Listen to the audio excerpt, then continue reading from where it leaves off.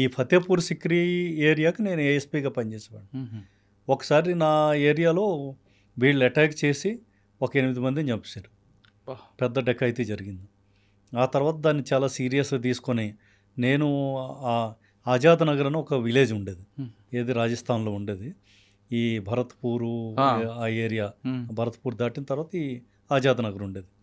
ఈ ఆజాద్ నగర్కి వెళ్ళి అక్కడ ఒక 10-15 డేస్ మేము ఊరికి అవతల వైపు మఫ్టీలో రోజు పెహరా చేసుకునేవాళ్ళం.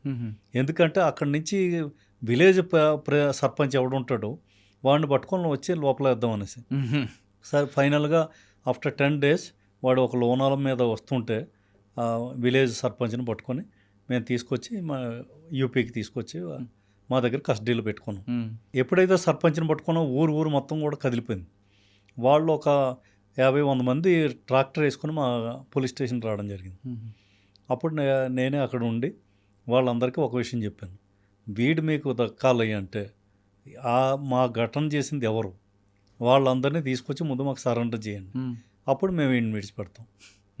అలా మొత్తానికి 1 వీక్ బార్గెనింగ్ అయిన తర్వాత వాళ్ళు మాకు ఎవరైతే ఇన్సిడెంట్ చేశారో వాళ్ళందరినీ తీసుకొచ్చి మాకు అప్పచెప్పడం, మేము ఈ సర్పంచ్ని కూడా విడిచిపెట్టడం జరిగింది.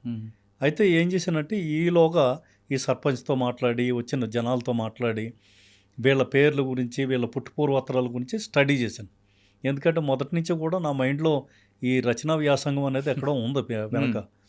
అప్పుడు మొట్టమొదటిసారిగా ఒక బుక్ ఈ బవరియా గ్యాంగ్స్ మీద నేను ప్రిపేర్ చేయడం జరిగింది, విత్ ఫొటోస్, వాళ్ళ ఐడెంటిటీస్, వాళ్ళ విలేజెస్, ఎవ్రీథింగ్. రికార్డ్ మెయింటైన్ చేశారు మీరు? రికార్డ్ మెయింటైన్ చేశాను. ఫస్ట్ టైం వాళ్ళ మీద ఒక రికార్డు తయారు చేశాను. ఆ రికార్డు తయారు చేసి మా డిఐజీ గారికి ఇచ్చాను. సార్ ఇటువంటి రికార్డు మనం తయారు చేశాను. ఆయన చాలా అప్రిషియేట్ చేసి ఇది ఇంకెప్పుడు మనం వీళ్ళ పని పట్టవచ్చు, మనకు కరెక్ట్గా దొరికిరా అనేసి అనుకొని ఆయన వెంటనే STF అని ఉంటుంది యూపీలో, స్పెషల్ టాస్క్ ఫోర్స్, చాలా ఇంపార్టెంట్. సో STF వాళ్ళకి ఇది అప్పచెప్పి ఇంకా వాళ్ళు ఆ తర్వాత ఇంకా వీళ్ళని రౌండ్ అప్ చేయడం మొదలుపెట్టారు. అంటే